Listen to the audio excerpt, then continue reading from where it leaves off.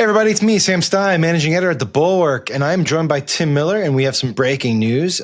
Breaking but not unexpected. This afternoon on Thursday, John Bolton, Donald Trump's former national security advisor, has been indicted by a federal grand jury in Maryland. This is being reported by a number of different outlets.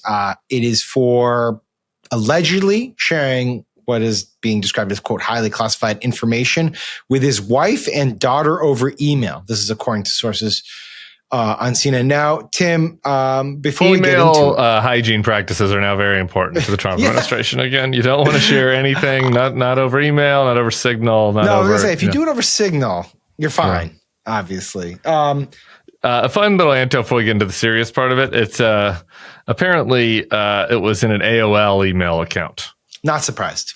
Are you surprised? Bolton's still on the AOL email account. No, not surprised at all. There's like 20 of them out there. They're all of a certain age and genre. So yeah, I'm not surprised it's John Bolton. It's him and like David Axelrod. Look, I will just say this. It used to be that a story like this would have caused 5-alarm fire. It's a clear indictment of a presidential opponent, someone who Trump has targeted nonstop. But this is now the third following James Comey and Letitia James, and it feels almost mundane, honestly, which to me is maybe the most shocking element of it, is that it's just part of our existence now. In this first swath of people they've targeted, we've talked about this. Like it does feel intentional. They went after people who don't have huge constituencies. Obviously, John Bolton and James Comey in particular don't have huge fan bases anywhere in the country. It's you and Bill. I'm right here. John Bolton, not really my cup of tea, to be honest. Okay. So Jim Comey, though, I do like. I am charmed by Jim Comey. Made a bad mistake in the fall of 2016, but there for the grace of God. Why do we need to relive that? Let he who has not made a mistake throw the first stone. Look, he targets these folks. This stuff is obviously varying degrees of ticky-tack. I will see the details about what Bolton did. It's hard to imagine that the classified information that's in these emails to his wife and daughter contain things that are more serious than, say, the classified documents that were in Donald Trump's bathroom at Mar-a-Lago, where people are kind of walking in and out of Mar-a-Lago. There are Chinese operatives that are members of Mar-a-Lago. There are cougars down there that have access to the bathroom. Donald Trump sexually assaulted people allegedly in some of those bathrooms. So, a lot of people coming in and out of the bathrooms that had the classified documents in them in a country club. So, it's hard to take seriously the fact that the DOJ thought that this was a real threat to national security and that they needed to do it right before the statute of limitations dropped out. Like, it is obviously a targeting of his foes. It's extremely chilling. You said maybe it feels mundane, and I guess there is. I feel that. Like, the other thing I feel, though, is that, it just feels like we're in a banana republic. It feels like we're in a banana republic. Totally. And I think that the thing that really is unfortunate about all of it is I think that now, an average person in the country feels that way. Because it's hard for them to kind of navigate through all the details and the legal details of all this stuff and all the Trump indictments and investigations. And the fact that we put a criminal fraud in the presidency, that he tried an insurrection and that he was not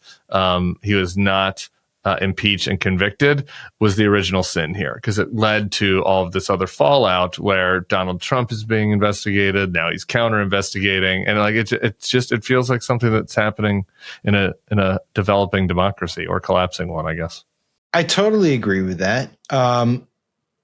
It is true that the de facto defense, if you say, hey, this seems way unethical in a complete politicization of law enforcement, the sort of defense you're always going to get is, well, they went after him.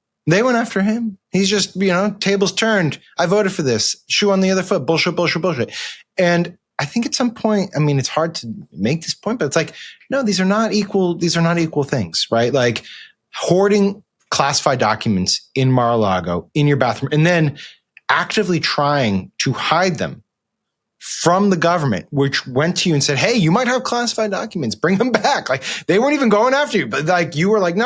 And then hiding and concealing those documents is of a wholly different level than what has been alleged, at least according to these reports, with respect to Bolton. And, the time is conspicuous and all that.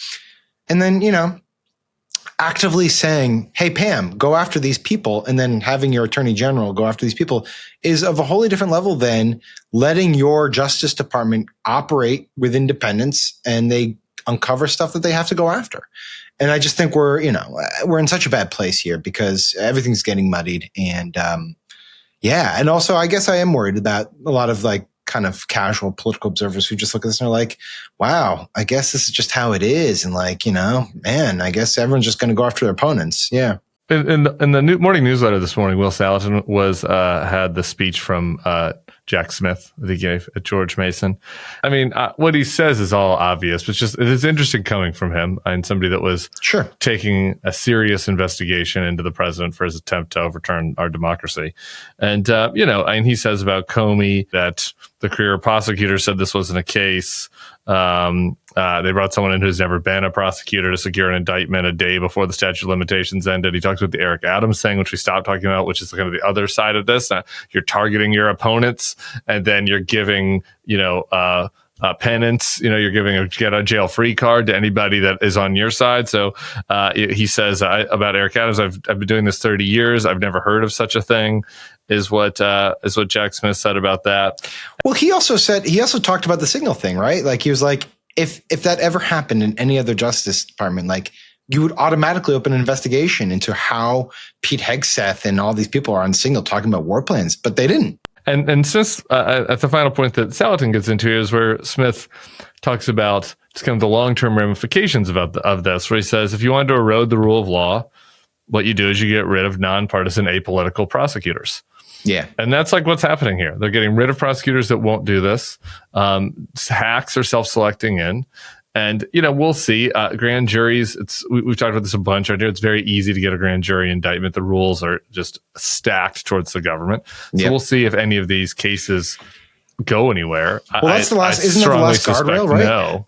Yeah. Yeah, that's it. Like that's it. Like if they go anywhere, then we're in trouble. If the courts say this nice looks that the last selective. guardrail is kind of our fellow Americans, 12 Americans in a jury box. Yeah, Does that? Can you feel the West Wing music coming in now, Sam? No, well, I got too much. I have JVL on one shoulder, being like, "How can we trust our fellow citizens when they voted?" But yes, maybe there is hope for optimism. The other part of that newsletter was from Bill. So the newsletter this morning was like exceptionally long, like 3,000 words.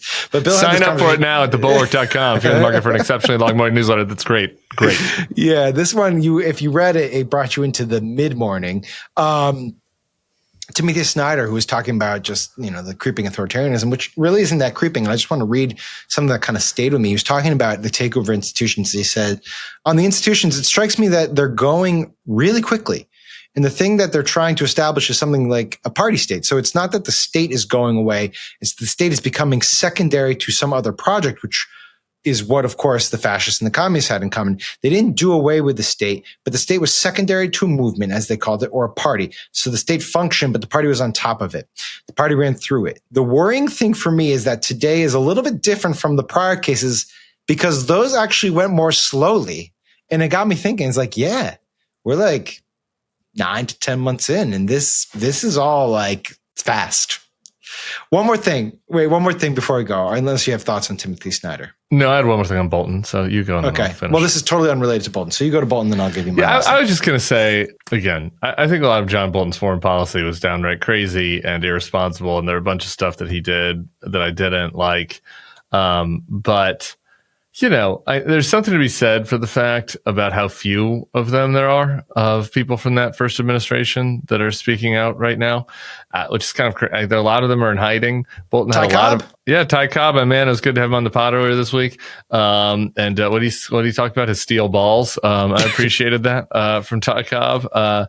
But man, a lot of folks are in hiding. A lot of folks have decided to throw in the towel and go in with him. This sucks for Bolton and like his family, his wife. They got to go through this and lawyers and all that. So even if he does get acquitted, this is something that is totally uncalled for and just a gangster type government that we should not be in any way like letting the country slide towards.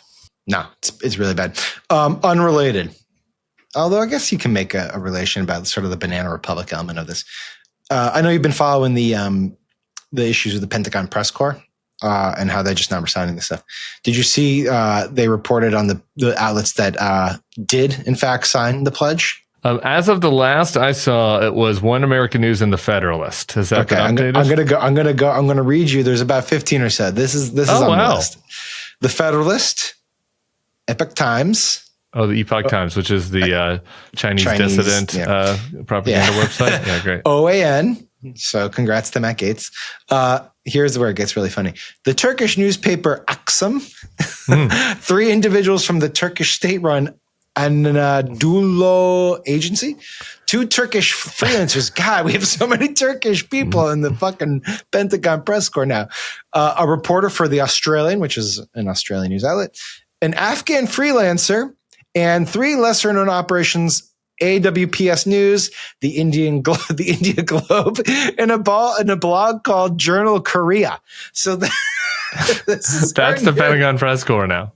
This is the in-house Pentagon press corps. Imagine if you're the Journal Korea blogger now, who just gets psyched. The first question every day at the briefing. Mr. X, who else is he going to call on?